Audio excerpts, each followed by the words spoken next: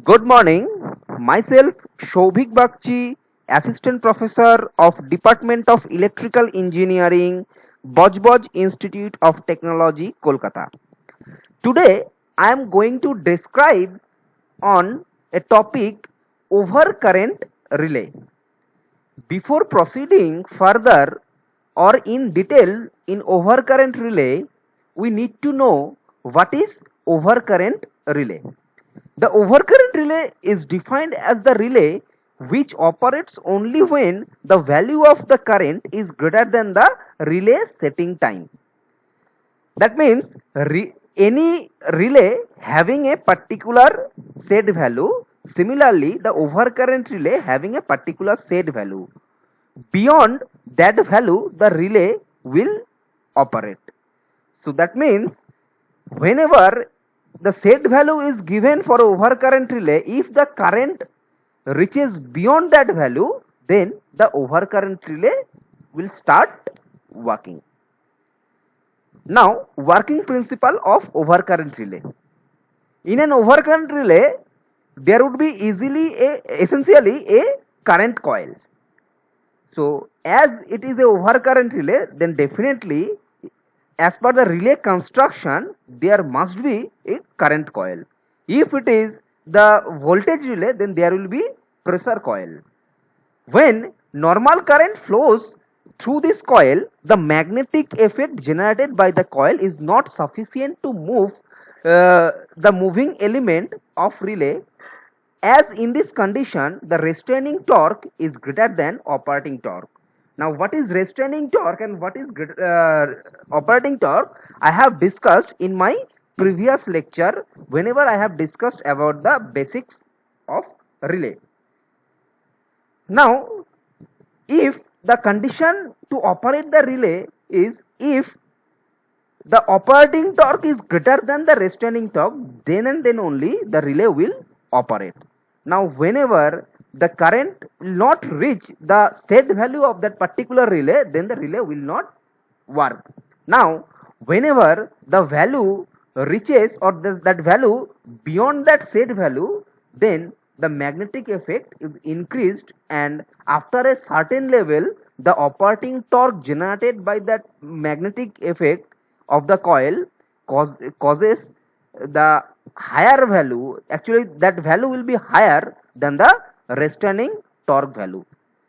Now, as a result, the moving element start moving to change the contact position of the relay.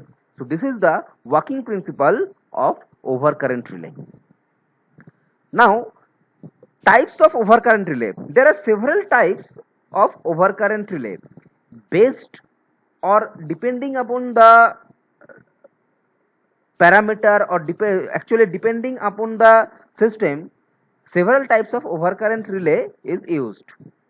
That overcurrent relays are instantaneous overcurrent relay, definite time overcurrent relay, inverse time overcurrent relay, inverse definite minimum time, that is IDMT overcurrent relay, very inverse overcurrent relay, extremely inverse overcurrent relay. Now, one by one, I will describe about that types of relay. First, instantaneous overcurrent relay. The meaning of instantaneous is the relay will operate instantly. That means there will not be provided any time delay. So, whenever the current value or the fault value cross the set value of the relay, that then only that means the immediately the relay will operate. That means immediately relay will close the contact and it send the signal to circuit breaker to trip that particular section. So, in such type of relay, there is no intentional time delay is provided for the operation. The relay contacts are closed immediately after the current in the relay coil exceeds the operating value. Although there will be short time interval between the instant of peak of value and the closing of the relay contact. They definitely whenever the overcurrent relay will work, suppose if it is analog relay, if the value reaches beyond that value, then the disk to rotate the disk or to operate, there will be some time. So definitely there will be some interval. So no intentional time delay is provided. That means it's not provided from the outer side. The characteristics can be achieved with the help of hinged armature type relay. It's a type of electromagnetic relay. By using this hinged armature type relay, the instantaneous overcurrent relay may form. This relay has unique advantage of reducing the time of operation to minimum faults very close to the source, where the fault current is the greatest. The instantaneous relay is effective only where the impedance between the relay and source is small compared to the impedance of the section to be provided. That means, suppose the source and the relay position, that means impedance relay. Why here is given the impedance value? Actually this thing I will describe whenever I will explain the distance relay. So impedance relay is a type of distance relay. So whenever between the source and the relay position, that means fault position, that means the impedance is very less. Suppose here is a bus bar and here is a generator. Now this generator is connected. If fault is happened nearest to the bus, then what will happen? The fault current having a tendency to flow towards the source. Now as this is it is a transmission line, only up to this section having a very minimum impedance. So if there will be given some time delay, then what will be the effect? Then there will be some time delay. Between that time delay, that fault current will reaches to the source section. So it's not desirable because this fault current may damage the source section. So to prevent this, whenever the fault will occur near to the source section, then instantly the relay should operate. So that is why in this case the instantaneous overcurrent relay is used. Now next part, definite time overcurrent relay. So by name you know that there will be a definite time delay. So this relay is created by applying intentional time delay. For the instantaneous overcurrent relay, I have told that there is no intentional time delay. That means whenever the fault will occur or whenever the current reaches the said value or it is beyond the said value, instantly the relay will operate. But for definite time delay, though the current reaches that particular value, set value, but the relay that from the manually it is given some time delay to the relay for the operation. That means suppose at 1 second, suppose 1 second it's an instant, but or t1 second it's an instant. Suppose at t1 second the current reaches that said value and and after t2 second the current beyond that said value. Now there is a particular time delay, the relay will operate at t3 second. That means the difference between t3 minus t2, that difference is the time delay. Intentionally this time delay is given. So a definite overcurrent relay can be adjusted to issue a trip output at an exact amount of time after it pickup. Thus it has time setting adjustment and pickup adjustment. That means here is given, if you see the time current characteristics, or it is the operating time versus PSM characteristics, here is given some time delay. That means it's a operating time y axis and x axis current value. Whatever the current value will be, suppose fault value will be here, that this current value will be here, or the current value will be here, though the current value is higher or lower, but there is particular a time delay, the relay will operate at after that particular time delay. This is called the definite time overcurrent relay. Now inverse time overcurrent relay.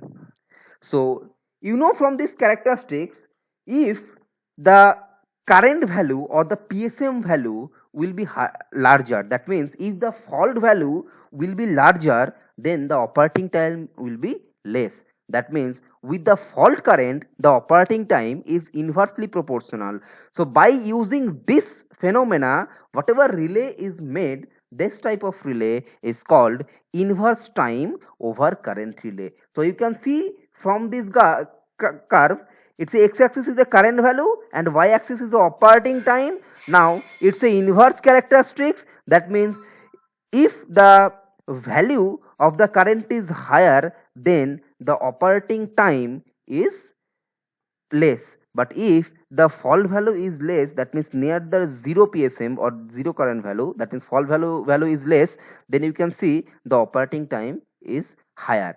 So this is called inverse time over current relay. Now proceed for the next slide. Inverse definite minimum time over current relay. This type of relay is called the IDMT relay.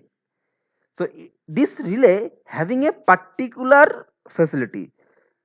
That means this relay will give both characteristics, inverse characteristics as well as definite characteristics. Now the question may arise, when the relay will give the inverse characteristics and when the relay will give the definite time characteristics. Now as per the graph, you can see that, you can easily understand that if the fault value is less, that means the fault current is less, it is giving the inverse characteristics. But as well as the fault value is increasing, that means PSM is increasing. See here, multiple of Planck setting, that means it's a Planck setting multiplier or it's a PSM. Whenever this value is increasing, then the relay will give a particular time setting. After that particular time delay, the relay will start operate. So here is written, in this relay, the operating time is inversely proportional to the fault current near the pickup value. That means the near the pickup value means the fault value is less value, and beyond larger than the pickup value, that means fault is severe. So the relay become considerably constant, slightly above the pickup value of the relay shown below. This achieved by using the core of the electromagnet, which gets saturated for current slightly greater than the pickup value. But as well as when the current will be higher, current value will be higher, then the PSM will be higher. On that time, it will give the definite time characteristics. So that is why, as this type of relay is giving the both characteristics, that is inverse characteristics as well as definite characteristics, that means that is why this relay is called the IDMT relay, inverse definite minimum time relay. This is a very important part or important question. Several times in interview, this question may ask why the name is called IDMT, inverse definite minimum time. What is the significance of the name IDMT? It's a very important topic. Now, very inverse over current relay. Very inverse means, you can see from the graph, you can see here, it's a very inverse and next curve is the extremely inverse. That means the characteristics, as per the characteristics curve, if the curve is more inverse than the IDMT, it's called very inverse, and if the curve is more inverse than the very inverse, then this curve is this type of relay is called the extremely inverse relay. That means as per the tripping time with respect to the Planck setting multiplier, if the curve will be inverse, more inverse or extremely inverse, that means like this way this type of relay is designed. That means in such relay, the saturation of the current occurs at still later stage shown in the figure previous slide. The curve is known as very inverse characteristics curve. The time current characteristics is inverse over the greater range after saturation tends to the definite time. Now relay with very inverse time characteristics are employed on the feeder and long sub transmission line protection. Its recommended standard time current characteristics is given by, that means if the relay is designed, that relay will based on the time characteristics is based on this formula, that is the 13.5. It's a particular value, that means constant value divided by current value minus of 1, that means I minus 1. So this type of relay is used for feeder protection. That means for feeder protection means, if the fault further to the source, then there will be a particular time. If that means that current having a tendency to flow towards the source. So at the largest end, if the current value is less, whenever it flows towards the source, then the current value will gradually increase. Whenever this value is gradually increased, as per increment of the value, the very inversely will help to trip properly for the feeder or transmission line. Now the last part, that is extremely inverse overcurrent relay. The extremely inverse relay characteristics curve is shown in the figure of the previous slide above. That means I have shown you that particular graph. This type of relay the core saturation occurs at the very large stage. Such type of relay are quite stable for the protection of transformer cable. That means this is because of their ability to ride through starting current and surge, providing the same time first operation under the relay fault condition. The time current characteristics is extremely inverse over current relay is given by I to the power 3.5t. That means this is a constant I to the power 3.5t equal to k. As per this equation, this type of relay is used. The relay with inverse time characteristics is widely employed in the distribution network and industrial planet system. Their relatively flat time current characteristics permitted them to achieve reasonably fast operation over wide range of short circuit element. So this is all about the overcurrent relay. So there is a definition of overcurrent relay. So summarize this, there will be the working principle of overcurrent relay as well as type of overcurrent relay. There are 6 types of overcurrent relay, and one by one I have discussed here. Now in the next topic I will describe about the distance relay. Thank you.